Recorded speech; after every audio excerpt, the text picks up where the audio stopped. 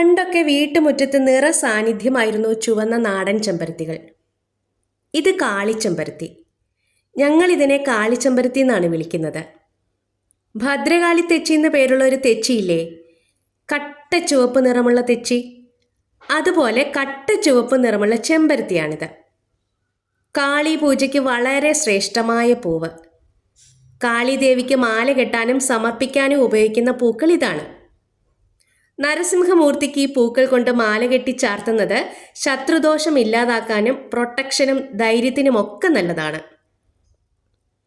ഈ ചെമ്പരത്തി ഇല്ലാത്തവർ താളിച്ചെമ്പരത്തിയുടെ പൂക്കളും ഉപയോഗിക്കാറുണ്ട്. അതുപോലെ തന്നെ കണ്ണേറ് ദോഷം മാറാൻ വീടിൻ്റെ 4 വശത്തും ഈ ചെമ്പരത്തി വെച്ചു പിടിപ്പിക്കുന്നത് നല്ലതാണ്. കണ്ണേറൊക്കെ ഈ കട്ട ചുവപ്പ് പൂക്കളിലേക്ക് പതിക്കുമത്രേ.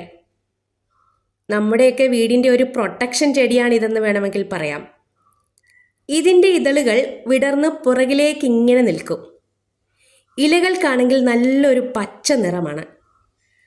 പച്ച നിറത്തിൽ കട്ട ചുവപ്പ് പൂക്കൾ നിൽക്കുമ്പോൾ ഒരു പ്രത്യേക അട്രാക്ഷൻ തന്നെയാണ്.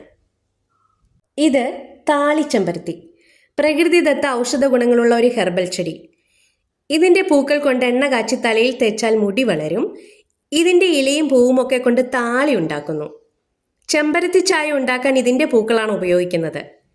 ഇതിൻ്റെ ഔഷധ ഗുണങ്ങളെക്കുറിച്ച് പ്രത്യേകിച്ച് പറയേണ്ട കാര്യമില്ല, എല്ലാവർക്കും അറിയാം.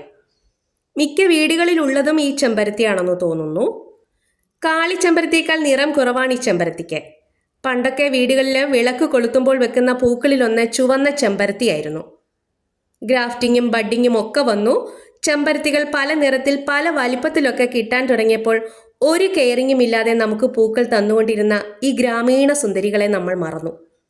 എത്രയെത്ര ചെടികൾ നാം വാങ്ങിവെക്കുന്നു, ചെമ്പരത്തികൾ തന്നെ എത്രയെത്ര. അതിൽ നമ്മുടെ നാടൻ ചെമ്പരത്തികളുണ്ടോ? വീഡിയോ ഇഷ്ടമായാൽ ഒരു ലൈക്ക്.